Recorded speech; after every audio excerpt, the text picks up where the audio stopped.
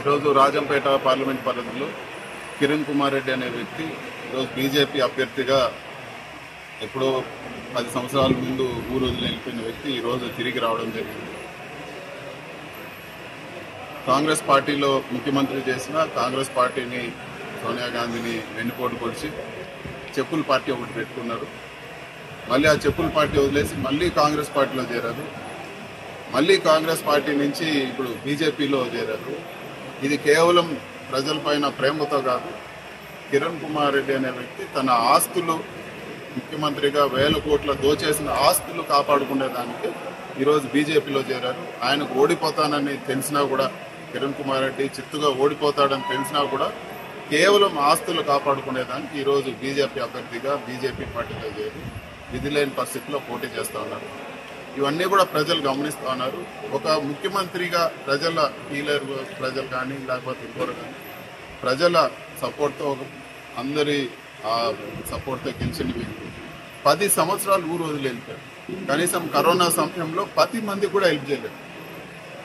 వాళ్ళు ఓటు ఉండే వాళ్ళ సొంత గ్రామంలో కూడా ఒక్కరికి కూడా అతను ఏమాత్రం ఆ కరోనా సమయంలో కానీ ఇతరత్ర సమయంలో కానీ పనిచేసిన వ్యక్తి కాదు. కేవలం తన స్వార్థం కోసం, తన ఏదో లబ్ధి పొందాలనే ఉద్దేశంతోనే ఈరోజు తన ఆస్తులు కాపాడుకోవాలి, అక్రమాస్తులన్నీ కాపాడుకోవాలనే ఉద్దేశంతోనే బీజేపీలో చేరి పోటీ చేస్తూ ఉన్నారు. ప్రజలు ఇవన్నీ కూడా గమనించాలని చెప్పి నేను కోరుతా ఉన్నాను.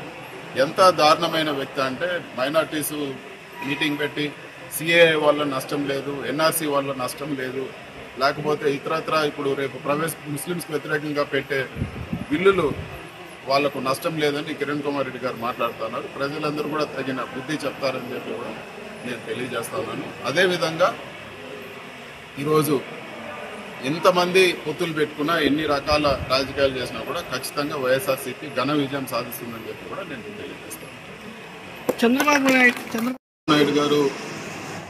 నాయుడు గారు ఎలక్షన్ గెలవాలంటే ప్రజలు నమ్ముకోవాలి. అంతేగాని ఈరోజు చంద్రబాబు నాయుడు గారు లెటర్లు పెట్టి ఎలక్షన్ కమిషన్ ద్వారా ఏదో ఇబ్బందులు గురి చేసి, లేకపోతే వాలంటీర్ల పైన ప్రతాపం చూపించి ఈరోజు పెన్షనర్స్, వయసు అయిపోయిన అవ్వాతాతలు అందరినీ కూడా ఇబ్బంది పెట్టే విధంగా కక్షపూరితంగా ఈరోజు చంద్రబాబు నాయుడు గారు వ్యవహరిస్తూ ఉన్నారు. ఇది చాలా దారుణం. ప్రజల్లో పోయి మీరు ఏం చేస్తారో చెప్పి ప్రజల్లో మీ పైన ఓట్లు పడే విధంగా మాట్లాడాలి. కానీ కక్ష సాధింపు ధోరణితో ఈరోజు లెటర్లు పెట్టడము, లేకపోతే దూషించడము, వీటన్నిటితో అధికారంలోకి వచ్చే పరిస్థితి ఉండదు.